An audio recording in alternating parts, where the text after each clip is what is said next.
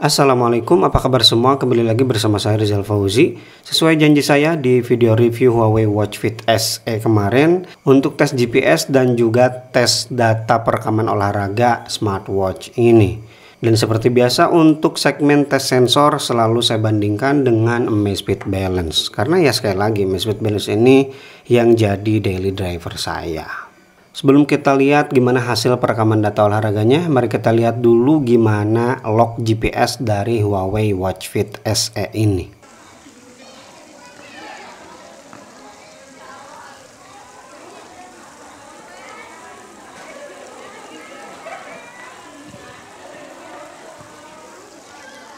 Oke, di sini GPS-nya masih terus mencari ya, belum lock juga. Nah, sekarang udah lock. Sekarang kita tunggu di Amazfit Balance.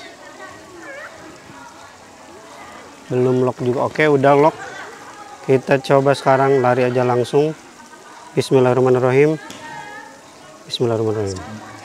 Nah, seperti yang tadi kita lihat bareng-bareng ya, log GPS di smartwatch murah ini ternyata cepat. Sekarang kita lihat gimana hasil data perekaman olahraganya. Ini dia, saya lari sejauh 4,21 km. Dan untuk perekaman data olahraganya seperti ini. Ada jarak, ada durasi, ada kalori, ada laju tercepat atau pace, laju rata-rata, kemudian pedometer, cadence, dan juga jarak langkah ya. Kemudian dikasih juga langsung grafik detak jantung. Ada juga zona heart rate-nya, grafik pace juga ada, dan zona pace juga ada. Kita swipe lagi, ternyata masih ada di sini grafik cadence-nya. Kemudian beban latihan, pemulihan, dan juga VO2 max. Apakah masih ada? Oh, habis. Jadi lengkap banget ya. Untuk kelas harga di bawah 1 juta ini cakep banget lah. Sekarang kita bandingkan dengan Amazfit Balance. Dan setelah saya bandingkan, ternyata hampir sama ketika saya bandingkan Amazfit Balance ini dengan Huawei Watch GT4. Wah, cakep ya. Ini harganya jauh lebih murah dari GT4. Tapi kualitas sensornya hampir sama ya, bahkan mungkin sama dengan Huawei Watch GT4. Pertama, di sini ada perbedaan yang lumayan signifikan ya. Di Amazfit Balance 4,4 nih poin yang saya dapatkan untuk aerobik, sedangkan di sini 3,5, dan untuk anaerobiknya 1,6, sedangkan di sini 0,2. Kemudian ada perbedaan di jarak yang ditempuh. Di sini di Huawei 4,21 km, sedangkan di Amazfit 4,18. Dan ini mirip juga dengan GT4 kemarin ya. Ada perbedaan sekitar 30 meteran. Nanti bakal kita lihat hasil GPS-nya. Untuk rata-rata pace-nya mirip nih, 11 menit 3 detik, 11 menit 7 detik. Kemudian cadence-nya juga rata-ratanya mirip ya, cuma beda 1 poin, 148 dengan 149. Dengan langkah kaki yang mirip juga 61 cm dan 60 cm. Untuk pencatatan kalori yang terbakar di sini beda jauh ya. Di Huawei tercatat 353 kilokalori, sedangkan di Amazfit 592 kilokalori. Bisa dilihat di sini untuk detak jantung ya sama persis dengan ketika GT4 kemarin, cuma beda 1 poin, lebih tinggi di Huawei. Untuk paling tingginya 179, sedangkan di Amazfit 178 ya yang ini. Rata-ratanya di Amazfit 163, sedangkan rata-rata di Huawei ini 164. Nah, karena ada perbedaan penghitungan di heart rate sensornya ya 1 poin, dan itu sangat mempengaruhi ya. Maka untuk zona heart rate juga beda ya. Untuk Huawei di sini maksimum atau VO2 max-nya 15 menit, sedangkan di sini VO2 max hanya 11 menit. Anaerobik 31 menit, di sini anaerobik 26 menit. Ya perbedaannya saya sering di sini 169, mungkin di Huawei udah 170. Jadi udah dihitung ke VO2 max ya. Sedangkan di sini masih terhitung anaerobik. Ya, jadi seperti itu ya. Makanya di zona heart rate-nya lumayan berbeda. Untuk grafik pace-nya seperti ini tadi udah kita bahas juga ya.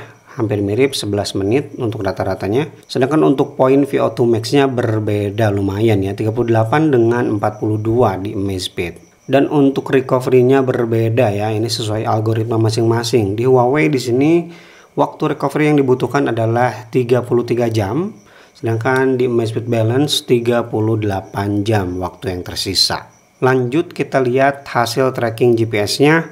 Masuk ke sini. Oke, itu ya, saya bolak-balik. kita pakai ini. Nah, jadi nggak begitu akurat ya. Jadi kalau kamu nyari yang benar-benar akurat itu memang susah sih. Tuh di sini saya masuk ke sawah tuh. Tapi bukan itu yang paling penting. Yang paling penting ya pencatatan rutenya aja ya. Kalau benar-benar harus di jalan ya agak susah memang. Terutama di bagian ini nih sering keluar nih di belokan-belokan ini. Begitu juga di maze pit tuh kan. Masuk-masuk sawah.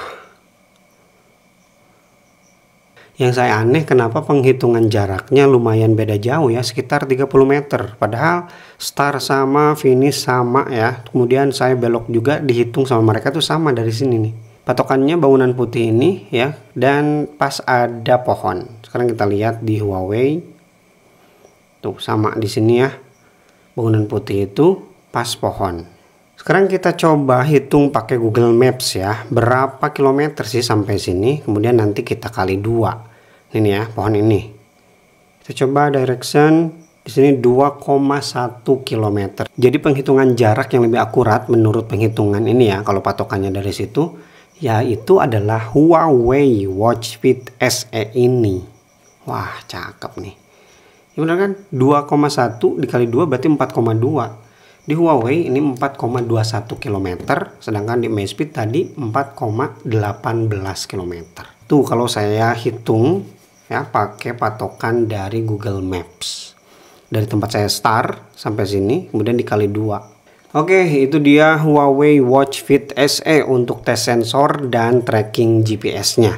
Jadi dari video ini kita tahu bahwa smartwatch ini berkualitas meskipun harganya murah.